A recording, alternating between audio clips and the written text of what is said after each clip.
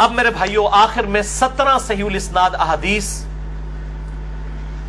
और ये 17 का अदद मैंने लिया है दिन रात में फर्ज नमाज की रकतों की तादाद 17 है, जिसपे अहले सुन्नत और अहले तशय्यो का इजमा है, पूरी दुनिया के मुसलमानों का। फजर के 2 फर्ज, जोहर के 4, असर के 4, मगरिब के 3 और इशा के 4, ये कुल 17 रखते हैं। और ये 17 अहदीस पर्टिकुलरली रमजान मुबारक की अहमियत, फजीलत, फर्जियत और रूहानियत से रिलेटेड है। और ये अलल टप एट रैंडम नहीं है, मैंने एक इंटेलेक्चुअल तरतीब से इनको जमा किया है। और इंशाअल्लाह मैं तमाम अहदीस के इंटरनेशनल नंबर बताऊंगा, लेकिन प्राइमरी बुक से नहीं बल्कि सेकेंडरी बुक से, जो मिशकातुल मसाबी है, जिसको मैंने डिक्लेयर किया है मिशकातुल मसाबी इज द इंसाइक्लोपीडिया ऑफ हदीस। अहले सुन्नत की मेन स्ट्रीम की 13 किताबों का ये समझ लें खुलासा है। 3 जिल्दों में शेख जुबैर लिज़ई रहमहुल्लाह ताला की तहकीम और तखरीज के साथ अहले सुन्नत पाक.com पे आपको 18 MB की 3 फाइल्स मिल जाएंगी, डाउनलोड करें। मैं अक्सर इसकी तरगीब दिलाता हूं। अल्हम्दुलिल्लाह बुखारी, मुस्लिम, अबू दाऊद, तिरमिज़ी, निसाई, इब्न माजा, अल मुवत्ता इमाम मालिक, मुस्नद अहमद, सुनन कुबरा, अल बैहकी, अल मुस्तदरक लिल हाकिम और बाकी किताबों से ये नोट्स हैं। अहले सुन्नत की किताबों का निचोड़ 6294 अहादीस, 6294 अहादीस का मजमुआ है, और इसमें अहादीस की रेपिटेशन नहीं है। इसके नंबर्स मैं इंशाअल्लाह इंटरनेशनल बताऊंगा, और उसके फुट नोट पे आपको प्राइमरी बुक्स के नंबर्स भी मिल जाएंगे, और उसके साथ हुक्म लगा हुआ भी मिल जाएगा इंशाअल्लाह ताला। बाकी इसी मिशकात के तारुफ पे मेरा डिटेल लेक्चर है, मसला नंबर 111B, मिशकातुल मसाबीह का मुकम्मल तारुफ। जिसे शौक हो तो अहले सुन्नत पाक.com पे उसे देखें। पहली हदीस सही बुखारी और सही मुस्लिम की मुत्तफकुन अलैह हदीस है। मिशकात में इसका नंबर है 4। आप सल्लल्लाहु अलैहि वसल्लम ने फरमाया, इस्लाम की बुनियाद 5 चीजों पर है। कितनी चीजों पर? 5। नंबर 1, इस बात की गवाही दो कि अल्लाह के सिवा कोई माबूद नहीं, वो अकेला है, और मोहम्मद सल्लल्लाहु अलैहि वसल्लम उसके बंदे और उसके रसूल हैं। नंबर 2, नमाज कायम करना। नंबर 3, ज़कात देना। नंबर 4, अल्लाह की राह में इस्तिताअत हो तो हज करना। और नंबर 5, रमजान के रोजे रखना। यानी रोजा रखना इस्लाम की बुनियादों में से एक बुनियाद है। जो रोजे छोड़ देता है तो वो आप समझ ले एक ऐसी बुनियाद को हटा रहा है कि उसकी ईमान की और इस्लाम की इमारत धड़म से नीचे गिर पड़ेगी। ये वो इमारत नहीं है कि जिसमें 5 में से 1 स्तून हटा ले तो 4 उते खलोती रहेगी ना भाई जी। जी 4 ते उते चलने वाली गड्डी है, भी एक टायर ला लो ना तो गड्डी चल नहीं सकती। तो ये 5 वाली है, इसमें से एक भी आप अगर स्किप करेंगे तो आपके इस्लाम की इमारत नीचे गिर पड़ेगी। दूसरी हदीस भी बुखारी और मुस्लिम की मुत्तफकुन अलैह हदीस है, मिशकात में 1956 है। आप सल्लल्लाहु अलैहि वसल्लम ने फरमाया, जब रमजान मुबारक का महीना आता है तो आसमान के दरवाजे खोल दिए जाते हैं। दूसरे तरीक में आया है जन्नत के दरवाजे खोल दिए जाते हैं। तीसरे तरीक में आया है रहमत के दरवाजे खोल दिए जाते हैं। ये सारे अल्फाज बुखारी और मुस्लिम में है।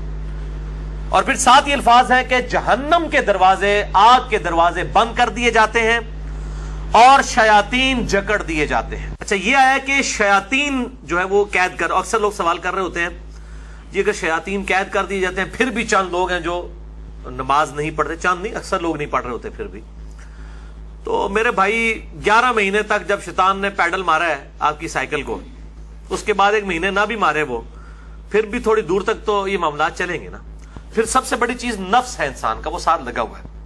ये सर्कस शयातीन, बड़े बड़े शयातीन जो है वो कर दिए जाते हैं। बाकी जो इंसान के साथ शयातीन छोटे मोटे लगे वो तो चलते रहेंगे, अल्लाह ताला की तरफ से खास मदद आ जाती है। बाकी जड़े थे पैड़े, वो काबे भी पैड़े। अगर किसी ने अपनी इस्लाह खुद नहीं करनी है तो उसकी रमजान में कोई इस्लाह नहीं होनी है, अल्लाह ताला की तरफ से एक मदद मिल जाती है। असल जो मसला है वो नफ्स का है कि इंसान खुद फैसला करे कि मैंने अल्लाह के लिए कुछ करना है, तब फायदा होगा। तीसरी हदीस जामिया तिरमिज़ी, सुनन इब्न माजा में है और सही सनद के साथ मुस्नद अहमद में है, और मिशकात में आपको 1960 के फुट नोट पे और 1961 में मिल जाएगी। आप सल्लल्लाहु अलैहि वसल्लम ने फरमाया, रमजान में आसमान के दरवाजे खोल दिए जाते हैं, आग के दरवाजे बंद कर दिए जाते हैं, तमाम सरकश शयातीन जकड़ दिए जाए। इसमें अल्फाज आगे सरकश, बुखारी मुस्लिम में सरकश नहीं था, इससे पता चला कि खास शयातीन जो बड़े हैं वो जकड़े जाते हैं। اور ہر رات ایک منادی ندا کرتا ہے اللہ کی طرف سے، اے خیر کے طالب ہمت کر اور آگے بڑھ نیکیاں کرنے کے لیے، اور اے شر کے طالب رک جا، اب تو باز آ جائے اس مبارک مہینے میں۔ اور اللہ کی طرف سے ہر رات میں لوگوں کو جہنم سے آزاد کیا جاتا ہے۔ وہ جو روایت ہے وہ جعلی ہے کہ جی وہ پہلا اشرہ جو ہے وہ رحمت کا ہے، دوسرا جو ہے وہ مغفرت کا ہے، تیسرا دوزخ سے رہائی کا ہے۔ یہ تو ہر رات رہائی ہو رہی ہے، میں اس حدیث کو بھی بتا دوں گا بعد میں شعب الایمان کے حوالے سے۔ چوتھی حدیث بھی بخاری اور مسلم دونوں میں ہے، مشکات میں 1958۔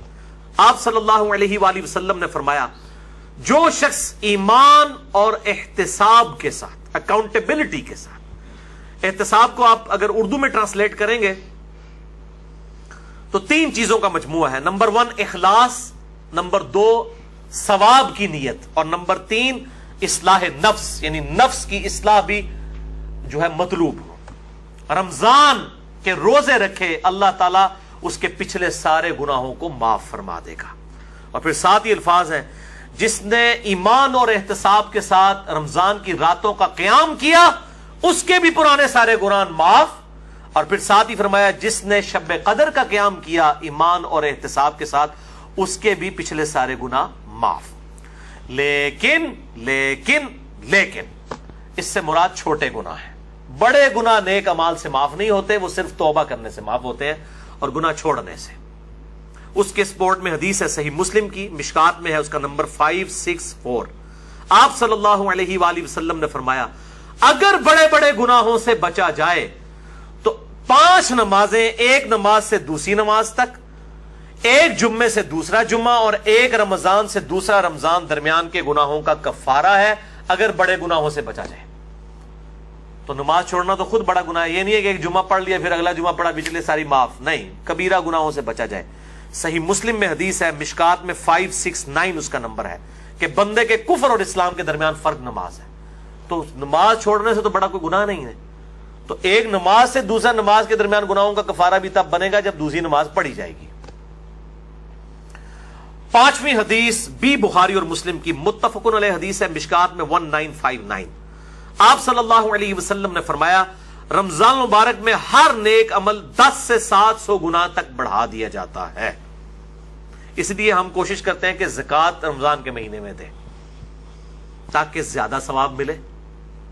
اور پھر زکوٰۃ ہوتی بھی لیونر ایئرز کے اعتبار سے، وہ سولر ایئرز کے اعتبار سے نہیں دینی ہوتی ہے، چاند کے مہینوں کے اعتبار سے دینی ہوتی ہے، تو وہ آسان ہو جاتا ہے حساب رکھنا۔ ویسے آپ ایک رمضان میں نکال لیں اور پھر پورا سال دیتے رہیں، یا اگلے سال کی بھی پیشگی نکالی جا سکتی ہے۔ زکوٰۃ میں میں نے ڈیٹیل سے لیکچر مسئلہ نمبر 95A اور B دے دیا، جسے شوق ہو تو وہ دیکھیں۔ اور ساتھ ہی الفاظ ہیں بخاری و مسلم کے، اللہ تعالیٰ فرماتا ہے، بے شک روزہ خاص میرے لیے ہے اور میں ہی اس کی جزا دوں گا۔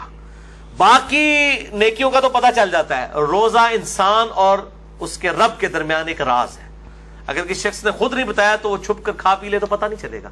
تو اللہ تعالیٰ ہمارا یہ میرے اور میرے بندے کے درمیان چونکہ خاص عبادت ہے، خاص میرے لیے ہے، میں اس کی جزا دوں گا۔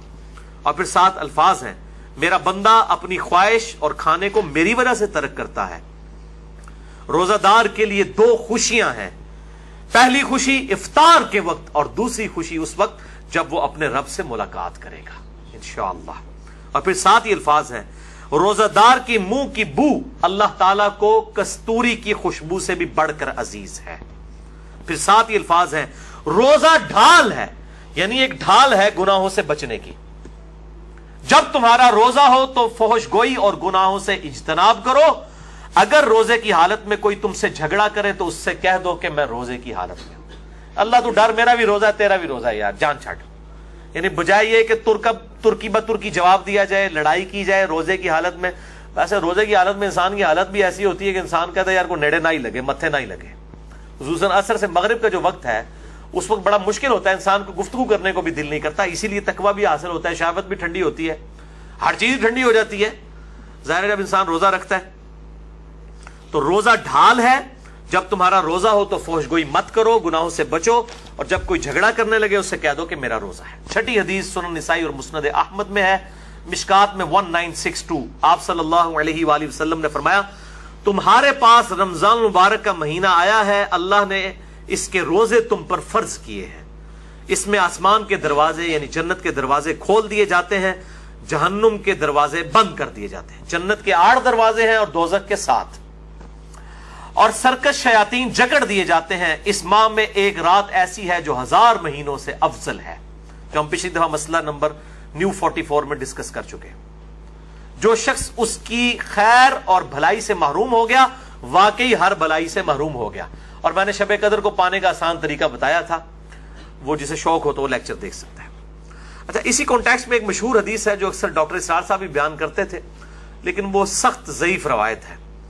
اس میں کافی الفاظ تو باقی احادیث بخاری مسلم میں اور اس میں بھی موجود ہیں، لیکن کچھ الفاظ جو ہے اس کے ضعیف ہیں۔ وہ شعب الایمان امام بیہقی کی کتاب سے ہے اور مشکات میں 1965 نمبر ہے کہ آپ صلی اللہ علیہ وسلم نے شعبان کی آخری رات میں صحابہ سے خطاب کیا کہ اب رمضان کا مہینہ شروع ہونے والا ہے اور یہ برکتیں ہیں، وہ ساری وہی ہیں جو ہم ڈسکس کر چکے۔ اس کے اینڈ پہ آتا ہے کہ اس کا پہلا عشرہ، پہلے 10 دن رحمت کے ہیں، دوسرے 10 دن جو ہیں وہ مغفرت کے ہیں، اور تیسرے 10 دن جو ہیں وہ دوزخ سے چھٹکارے کے ہیں۔ اور پھر لوگوں نے اس کے اوپر خود سے وہ دعائیں بھی ڈیوائز کر لی ہوئی ہیں۔ بالکل جعلی روایت ہے یہ، اور اس کے ایک طریق کے اندر علی بن زید مشہور ضعیف راوی ہے، اور دوسرے طریق میں سلیمان راوی جو ہے وہ منکر الحدیث ہے۔ منکر الحدیث وہ راوی ہے جس کی حدیثیں ترک کر دی جائیں، یہ شدید ترین جرح ہوتی ہے۔ اسی طریقے سے یہ اکثر رمضان سے پہلے بھی وہ یہ میسج چل رہا ہوتا ہے کہ جس نے رمضان کے چاند دیکھنے کی خوشخبری، تو یہ وہ سب جعلی جھوٹی روایتیں ہیں، اور اس طرح کی روایتیں بالکل آگے بیان نہ کیا کریں، ان کی کوئی اصلیت نہیں ہے، اللہ سے ڈر جائیں۔ مسئلہ نمبر 36 ہے میرا ضعیف الاسناد اور من گھڑت احادیث کے فتنے کا تحقیقی جائزہ۔ 7ویں حدیث بھی بخاری اور مسلم دونوں میں، آپ دیکھ لیں اکثر حدیثیں بخاری اور مسلم سے ہیں۔ مشکات میں 1957 اس میں الفاظ ہے کہ جنت کے 8 دروازے ہیں، ان میں سے ایک دروازے کا نام ہے الریان، جو خاص ان لوگوں کے لیے ہے جو روزہ دار ہیں۔ ان کو اس دروازے سے آواز دی جائے گی کہ جو دنیا میں روزہ رکھا کرتے تھے، الریان دروازے سے ندا کی جائے گی، اور ان کو جنت میں اس دروازے سے داخل کیا جائے گا۔ اس کے علاوہ ذاکرین کے لیے ہے اور قتال کرنے والوں کے لیے، مختلف نیکیوں کے لیے دروازے آئے ہیں۔ 8ویں حدیث بھی بخاری اور مسلم دونوں میں ہے، مشکات میں 2053۔ آپ صلی اللہ علیہ وآلہ وسلم نے فرمایا، جو شخص اللہ کی راہ میں، یعنی اس راہ میں مراد جہاد اور قتال، اللہ کی راہ میں نکلنا، نیکی کے اعمال کرنا اور قتال کے لیے سب کچھ اس میں شامل ہے، فی سبیل اللہ کے الفاظ ہیں، اس حالت میں بھی روزہ رکھے تو اللہ تعالیٰ اس کے اور دوزخ کے درمیان 70 سال کی دوری ڈال دے گا، جو اللہ کی راہ میں روزہ رکھے۔ اور اسی کا ایک طریق ہے جامعہ ترمذی میں، مشکات میں ہے 2064۔ پچھلا بخاری اور مسلم کا تھا، مشکات میں 2053 تھا، یہ مشکات میں 2064 ہے، کہ جو شخص اللہ کی راہ میں نکل کر روزہ رکھے، اللہ تعالیٰ اس کے اور جہنم کے درمیان زمین و آسمان کے فاصلے کے برابر دوری قائم کر دے گا۔ یہ بات سمجھانے کے لیے۔ 9ویں حدیث جامعہ ترمذی، سنن الکبریٰ البیہقی اور شرح السنہ امام بغوی کی کتاب میں ہے، اور مشکات میں 1992 ہے۔ آپ صلی اللہ علیہ وسلم نے فرمایا، جو شخص کسی روزہ دار کا روزہ افطار کروائے یا کسی مجاہد کی تیاری کروا دے، اس کو بھی اس کی مثل ثواب ملے گا۔ اور یہ کرنا چاہیے، آپ سامنے بیٹھے ہوں، آپ اپنے حصے کی کھجور کسی اور کو دیں، جیسا مسجد میں ہوتا ہے لوگ اپنے گھر سے کھجوریں لے آتے ہیں، آپ اپنے حصے کی کھجور کسی اور کو دیں، اس کے حصے کی خود لیں، تو ڈبل روزے کا ثواب کمائیں۔ چوپڑیاں نالے دو تو روزہ کھلوانے والے کے ثواب میں اس کو بھی اس ثواب ملے گا، اور جس نے رکھا ہے اس کے ثواب میں کمی بھی نہیں ہوگی۔ 10ویں حدیث جامعہ ترمذی اور سنن ابن ماجہ سے ہے، اور مشکات میں 2249 ہے۔ آپ صلی اللہ علیہ وآلہ وسلم نے فرمایا، 3 آدمیوں کی دعا ضرور قبول ہوتی ہے۔ نمبر 1، روزہ دار جب افطار کے وقت دعا کرتا ہے۔ نمبر 2، عادل بادشاہ، اور نمبر 3، مظلوم کی دعا۔ اب وہ دعا کی قبولیت کس فارم میں ہوگی، یہ بڑی ڈیٹیلز ہیں، مسئلہ نمبر 82 میرا ریکارڈڈ ہے، جسے شوق ہو تو وہ دیکھ سکتا ہے۔ 11ویں حدیث یہ واحد ہے جو مشکات میں نہیں ہے، سنن ابن ماجہ میں ہے 1753۔ جو پچھلی تھی وہ سنن ابن ماجہ میں 1752 ہے، جو مشکات میں 2249 ہے، یہ مشکات میں نہیں لیکن سنن ابن ماجہ میں۔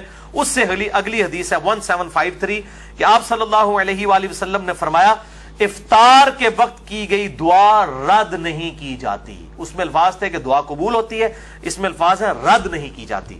اور اس حدیث میں ساتھ ہی الفاظ ہیں کہ عبداللہ ابن عمر ابن عاص رضی اللہ تعالیٰ عنہ کے بارے میں عبداللہ ابن ابی ملیکہ تابعی کہتے ہیں کہ جب بھی وہ روزہ کھولا کرتے تھے یہ حدیث بیان کیا کرتے تھے کہ روزے دار کی افطار کے وقت دعا رد نہیں جاتی، اور پھر ساتھ دعا کیا کرتے تھے اللہم انی اسألک برحمتک، اے اللہ میں تجھ سے تیری رحمت کا سوال کرتا ہوں، التی وسعت کل شیء ان تغفر لی، کل شیء ان تغفر لی، وہ رحمت جو کہ ہر چیز کا احاطہ کیے ہوئے ہے کہ اے اللہ تو میری مغفرت فرما دے۔ تو کوئی بھی دعا کی جا سکتی ہے، رب اجعلنی کی جا سکتی ہے، ربنا آتنا فی الدنیا کی جا سکتی، کوئی بھی دعا آپ اس وقت کر سکتے ہیں۔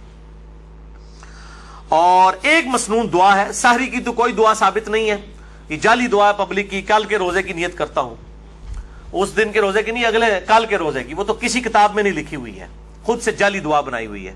البتہ افطار کی ایک صحیح دعا ہے، سنن نبی داؤد میں مشکات میں 1993 ہے، ذهب الظمأ وابتلت العروق وثبت الاجر انشاءاللہ، ذهب الظمأ وابتلت العروق وثبت الاجر انشاءاللہ، یعنی پیاس چلی گئی، رگیں تر ہو گئیں، اور اللہ کے حضور ہمارا اجر پکا ہو گیا، یہ اس کا ترجمہ ہے۔ لیکن یہ روزہ کھولنے کے بعد، پانی پینے کے بعد یہ دعا مانگی جائے گی، پہلے نہیں۔ پہلے آپ صبح شام کے اذکار کریں، سب سے بہتر ٹائم شام کے اذکار کا مغرب سے جسٹ پہلے ہے، کیونکہ شام کا وقت وہ ہوتا ہے، مغرب کے بعد تو رات شروع ہو جاتی ہے نا، سب سے بہترین وقت وہ ہے۔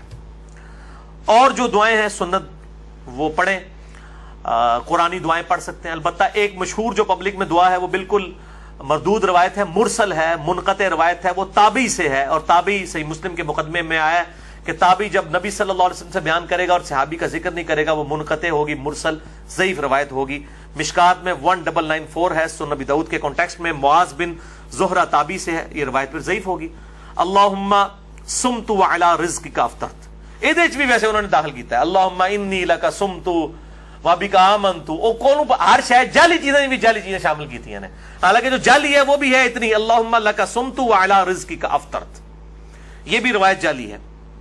اور اصل دعا وہی ہے، ذهب الظمأ وابتلت العروق وثبت الاجر انشاءاللہ۔ تو اس کے علاوہ جو دعائیں ہیں سنت وہ آپ کر سکتے ہیں، اور بیسٹ دعا وہی ہے جو بخاری اور مسلم میں آئی، ربنا آتنا فی الدنیا حسنہ وفی الآخرۃ حسنۃ وقنا عذاب النار۔ شام کے اذکار بھی کریں جو بلو کارڈ پہ ہم نے لکھے ہوئے ہیں۔ 12ویں حدیث صحیح مسلم سے ہے، اور یہ حدیث بخاری کو چھوڑ کے باقی اہل سنت کی 5 کتابوں میں موجود ہے، صحیح مسلم، ترمذی، ابو داؤد، نسائی، ابن ماجہ میں، مشکات میں ہے 2047۔ اور یہ چونکہ رمضان سے کمپلیمنٹری ٹاپک ہے اس لیے میں حدیث بیان کر رہا ہوں کہ آپ صلی اللہ علیہ وآلہ وسلم نے فرمایا جس نے رمضان کے روزے رکھے اس کے بعد اس نے شوال کے 6 روزے رکھ لیے، وہ گویا اس طرح ہے کہ اس نے پورے سال کے روزے ہی رکھ لیے، ہمیشہ کے روزے رکھے۔ اور اس میں کوئی ضروری نہیں ہے کہ آپ نے ایک روزہ فوراً رکھنا ہے، بعد میں سکیٹرڈ فارم میں رکھ لیں، یا فوراً ہی 6 روزے رکھنے ہیں۔ پورے شوال میں جس وقت آپ کا دل کرے آپ شوال کے مہینہ ختم ہونے سے پہلے وہ روزے رکھ لیں، 6 کی گنتی پوری کرنی ہے۔ بہتر یہ ساتھ ہی رکھ لیں کیونکہ ایک روٹین بنی ہوتی ہے، عید کے فوراً بعد شروع کریں تو رکھنے بھی آسان ہو جاتے ہیں، گیپ آ جائے پھر مسئلہ بن جاتا ہے، لیکن رکھ سکتے ہیں، کوئی اس میں ایشو نہیں ہے۔ اور پرانے جو فقہ حنفی کے بزرگ تھے وہ تو ان کو بدعت کہا کرتے تھے اور ان روزوں کو نہیں مانتے تھے، آج کے فقہ حنفی کے لوگ بھی ان روزوں کو مانتے ہیں، اور انہوں نے یہ اپنے بزرگوں کا مسئلہ چھوڑ دیا ہے۔ تو ہم کہتے ہیں باقی مسئلوں میں بھی جو آپ کے بزرگ غلط ہیں اس سے بھی آپ بیک فوٹ پہ جائیں۔ اور میں جب حنفی تھا، بریلوی تھا، اس وقت بھی میں یہ 6 روزے، میں تو الحمدللہ اپنی بالکل ینگ ایج سے 1994 FSC لیول سے ابھی تک میں مسلسل یہ روزے رکھتا چلا آ رہا ہوں۔ یہ میں کوئی مشہوری کے لیے بتا رہا ہوں کہ اس وقت بھی مطلب یہ چیز اسٹیبلش یہ سب کے ہاں ہے، لیکن بعض جو غالی قسم کے حنفی ہیں جس طرح مفتی زر ولی ہے، اس نے تو باقاعدہ اس کے خلاف کتاب پوری لکھ دی ہے۔ اس نے کہا میرا بابا صحیح ہے، یہ 5 کتابیں غلط کہہ رہی ہیں۔ وہ کہہ رہا ہے میں اس روایت کو نہیں مانتا جو ہمارے بزرگوں کے خلاف ہے۔ اس نے شوال کے 6 روزوں کے خلاف کتاب لکھی ہے، اندازہ کریں۔ وہ جو ہر ایک جو عالم دین کے اوپر کامنٹس دیتا ہے، مفتی زر ولی کراچی کا۔ تو میں اس لیے بتا رہا ہوں کہ یہ 5 کتابوں میں ہے، مسلم، ابو داؤد، ترمذی، نسائی، ابن ماجہ میں، مشکات میں 2047 ہے۔ اب میرے بھائیوں آخری 5 حدیثیں، یہ 12 ہو گئی، اب یہ 17 بھی 2 نسبتیں تھیں، 12 اور 5 کی، یہ 5 حدیثیں رمضان مبارک کی روحانیت سے ریلیٹڈ ہے۔ 13ویں حدیث صحیح بخاری سے، مشکات میں 1999، آپ صلی اللہ علیہ وسلم نے فرمایا، یہ بڑی سخت الفاظ ہیں اور یہی اصل میں حاصل ہیں یہ 5 حدیثیں، جو شخص روزے کی حالت میں بھی جھوٹ بولنا اور برے اعمال کرنا نہ چھوڑے تو اللہ تعالیٰ کو اس کے بھوکا اور پیاسا رہنے کی کوئی پرواہ نہیں ہے. یعنی وہ سمجھ رہا ہے میں بھوکا اور پیاسا ہوں, جھوٹ بھی بول رہا ہے, امانت میں خیانت بھی کر رہا ہے, گناہ بھی اسی طریقے سے کر رہا ہے, اور روزہ ٹھنڈا کرنے کے لیے بیہودہ فلمیں بھی دیکھ رہا ہے, اور جناب فجر کی سحری کرنے کے بعد نماز پڑھ کے آ کے جوئے کے اوپر کرکٹ کھیل رہا ہے روزہ ٹھنڈا کرنے واسطے. تو اللہ تعالیٰ کو کیا پرواہ ہے؟ اللہ تعالیٰ کو تو دھوکہ نہیں دیا جا سکتا. 14ویں حدیث سنن دارمی سے ہے, مشکات میں 2014 صحیح سند کے ساتھ. آپ صلی اللہ علیہ وسلم نے فرمایا کتنے ہی روزہ دار ایسے ہیں کہ جنہیں اپنے روزے سے بھوک اور پیاس کے علاوہ کچھ نہیں ملتا, کوئی اجر نہیں ملتا, بس بھوکا پیاسے ہی رہتے ہیں. اور کتنے ہی قیام اللیل کرنے والے ایسے ہیں کہ جنہیں سوائے جاگنے کے کچھ نہیں ملتا. وہ انتظار ہی کرتے ہیں رکوع جدو امام جانا جا کے شامل ہوتے ہیں, اور باقی اکثر کو تو پتہ ہی نہیں کہ امام کیا پڑھ رہا ہے, وہ تو یہ اس انتظار میں ہوتے ہیں کہ کب یہ جو ہے نا وہ رکوع میں جائے. تو بیچارے ظاہر ہے کہ وہ اپنی نیند ہی قربان کر کے آ رہے ہوتے ہیں. اس سے بہتر ہے کہ گھر اپنے جو وہ نوافل پڑھنے پڑھ کے سو جائیں, بجائے یہ کہ آپ تکلیف میں کھڑے ہوں اور قرآن سن کے آپ کو بار بار یہ خیال آ رہا ہو کہ قدر رکوع کس ٹائم جانا ہے اور سمجھ بھی نہ آ رہا ہو. تو بہتر ہے پھر گھر میں بیٹھے. کتنے ہی قیام کرنے والے ایسے ہیں کہ ان کو جاگنے کے سوا کچھ حاصل نہیں ہوتا. بالکل ایسا ہی ہے.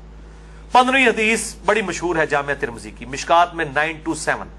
آپ صلی اللہ علیہ وآلہ وسلم نے فرمایا اس شخص کی ناک خاک آلود ہو جائے, یعنی وہ تباہ و برباد ہو جائے, یہ عرب کا محاورہ تھا, جس کے سامنے میرا ذکر ہو اور مجھ پر درود نہ پڑے.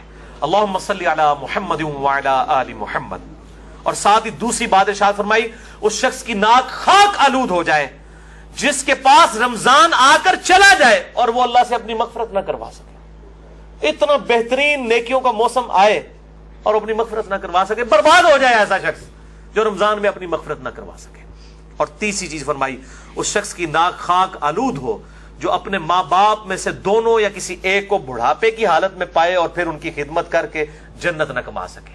اس کو بھی برباد ہی ہو جانا چاہیے جس کے پاس اس کے ماں باپ جنت کی شکل میں دونوں یا دونوں میں سے ایک موجود تھا کہ اس کی خدمت کرے. اور یہ جو الفاظ ہے نا کہ اس کی ناک خاک آلود ہو, برباد ہو جائے, جو ماں باپ کو کی خدمت کر کے جنت نہ کما سکے, یہ الفاظ صحیح مسلم میں بھی موجود ہیں. صرف اتنے الفاظ, یہ حدیث مسلم میں بھی ہے اتنے الفاظ کے ساتھ. اچھا, اسی حدیث کا ایک مشہور طریق ہے, وہ مشکات میں تو نہیں ہے, المستدرک للحاکم میں ہے صحیح سند کے ساتھ 7256, جس کی امام حاکم نے بھی تصحیح کی ہے, امام ذہبی نے بھی, شیخ البانی نے بھی, اور شیخ زبیر علی زئی صاحب نے بھی رحمہم اللہ اجمعین. بڑی مشہور حدیث ہے کہ آپ صلی اللہ علیہ وآلہ وسلم ایک دن ممبر پر چڑھے, پہلی سیڑھی پر قدم رکھا تو فرمایا آمین, پھر دوسری پر رکھا فرمایا آمین, پھر تیسری پر رکھا تو فرمایا آمین. صحابہ نے پوچھا آج آپ نے ایسا عمل کیا جو اس سے پہلے کبھی نہیں کیا؟ تو آپ صلی اللہ علیہ وآلہ وسلم نے فرمایا کہ جبرائیل علیہ السلام حاضر خدمت ہوئے تھے اور انہوں نے مجھ سے ریکویسٹ کی کہ میں جو دعا کروں اے اللہ کے محبوب صلی اللہ علیہ وآلہ وسلم آپ اس پہ مہر ثبت کریں آمین کہہ کر. تو جبرائیل نے پہلی دعا کی کہ برباد ہو جائے وہ شخص جس کے سامنے میرا ذکر ہو اور وہ مجھ پر درود نہ پڑے. اللہم صلی علی محمد وعلی آل محمد. تو میں نے کہا آمین, برباد ہو جائے واقعی. دوسری بات, اس میں ترتیب ذرا ڈیفرنٹ ہے, دوسری ترتیب جو ہے اس میں دوسرے والی الفاظ ڈیفرنٹ ہے. اس میں الفاظ ہیں دوسرے, برباد ہو جائے وہ شخص کہ جس کو ماں باپ دونوں یا دونوں میں سے کوئی ایک بڑھاپے کی حالت میں ملے اور وہ ان کی خدمت کر کے جنت نہ کما سکے. تو میں نے کہا آمین, برباد ہو جائے ایسا شخص.